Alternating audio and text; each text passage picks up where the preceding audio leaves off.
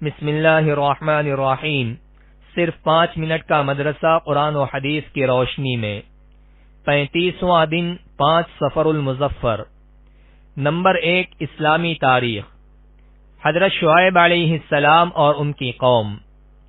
حضرت شعیب علیہ السلام اللہ کے مشہور نبی ہیں۔ وہ کثرت سے نماز اور ذکر میں مشغول رہتے اور اللہ تعالی کے خوف سے خوب رویا کرتے تھے۔ قرآن مجید میں ان کا تذکرہ 11 مرتبہ آیا ہے۔ ان کا نسب حضرت ابراہیم علیہ السلام کے بیٹے مدین سے ملتا ہے، جو اپنے اہل خانہ کے ساتھ حجاز چلے گئے تھے۔ بڑھتے بڑھتے یہ خاندان قبیلے کی شکل میں حجاز کی آخری سرحدوں سے ملک شام کے قریب تک پھیل گیا تھا۔ عہد نبوی میں شام، فلسطین اور مصر جاتے ہوئے راستے میں مدین کے کھنڈرات نظر آتے تھے۔ حضرت شعیب علیہ السلام اسی قبیلے میں پیدا ہوئے اور بعد میں یہ قبیلہ قوم شعیب کہلایا۔ یہ قوم بت پرستی، مشرکانہ عقائد، ناپ تول میں کمی، لوٹ مار اور ڈاکہ زنی جیسے جرائم میں مبتلا تھی۔ نبوت ملنے کے بعد حضرت شعیب علیہ السلام نے ان لوگوں کو ایمان و توحید کی دعوت دینی شروع کر دی۔ ان کی واعظ و نصیحت اور تقریر و خطابت سے لوگوں کے دلوں پر بڑا اثر ہوتا تھا۔ اسی لیے حضور صلی اللہ علیہ وسلم نے ان کو خطیب الانبیاء کے لقب سے نوازا۔ نمبر 2، اللہ کی قدرت۔ قطب تارہ۔ اللہ تعالی نے آسمان میں لاکھوں ستارے روشن کیے، جو آسمان میں اپنے اپنے مدار پر گھومتے رہتے ہیں۔ اس گردش کی وجہ سے وہ مشرق سے مغرب میں اپنی جگہ بدلتے رہتے ہیں، مگر ان لاکھوں ستاروں میں ایک قطب تارہ ایسا بھی ہے جو ہمیشہ شمالی سمت میں ٹھہرا رہتا ہے، جس کو دیکھ کر خشکی، ریگستانی اور دریائی سفر کرنے والے اپنی سمت آسانی سے معلوم کر لیتے ہیں۔ بلا شبہ اس قطب تارے کے ذریعے لوگوں کو منزل مقصود تک پہنچانا قدرت کی بڑی نشانی ہے۔ نمبر 3، ایک فرض کے بارے میں۔ اسلام میں نماز کی اہمیت۔ رسول اللہ صلی اللہ علیہ وسلم نے فرمایا، دین بغیر نماز کے نہیں ہے۔ نماز دین کے لیے ایسی ہے جیسا آدمی کے بدن کے لیے سر ہوتا ہے۔ نمبر 4، ایک سنت کے بارے میں۔ بچوں کے سروں پر ہاتھ پھیرنا۔ حضرت انس بن مالک رضی اللہ عنہ بیان کرتے ہیں کہ رسول اللہ صلی اللہ علیہ وسلم حضرات انصار کے پاس ملاقات کی غرض سے تشریف لے جاتے تو ان کے بچوں کو سلام کرتے اور ان کے سروں پر ہاتھ پھیرتے۔ نمبر 5، ایک اہم عمل کی فضیلت۔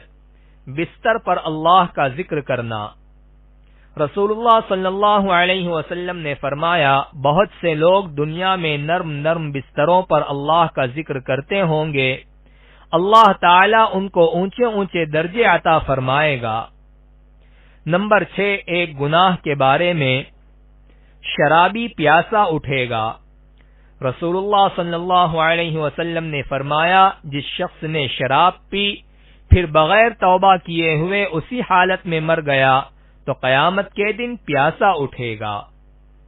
نمبر 7، دنیا کے بارے میں۔ 2 چیزوں کو برا سمجھنا۔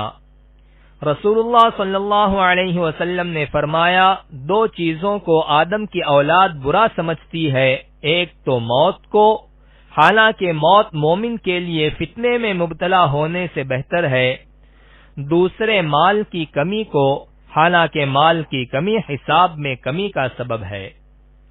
نمبر 8، آخرت کے بارے میں۔ مرنے کے بعد زندہ ہونا۔ اللہ تعالی قیامت کے دن بندوں کو خطاب کرتے ہوئے فرمائے گا، تم کو جس طرح ہم نے پہلی مرتبہ دنیا میں پیدا کیا تھا، اسی طرح ہمارے حکم سے دوبارہ زندہ ہو کر آج تم ہمارے پاس آ گئے، مگر تم نے تو یہ سمجھ لیا تھا کہ ہم تمہارے لیے دوبارہ لوٹائے جانے کا کوئی وقت ہی مقرر نہیں کریں گے۔ نمبر 9، طب نبوی سے علاج۔ دل کے دورے کا علاج۔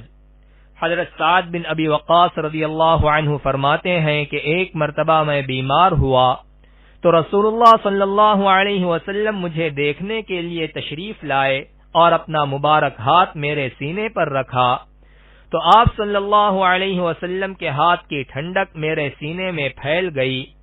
پھر فرمایا اسے دل کا دورہ پڑا ہے، اس کو حارث بن کلدہ کے پاس لے جاؤ کیونکہ وہ ایک ماہر حکیم ہے، اور اس حکیم کو چاہیے کہ وہ مدینے کی 7 اجوا کھجوریں گٹھلیوں کے ساتھ کوٹ کر اسے کھلائے۔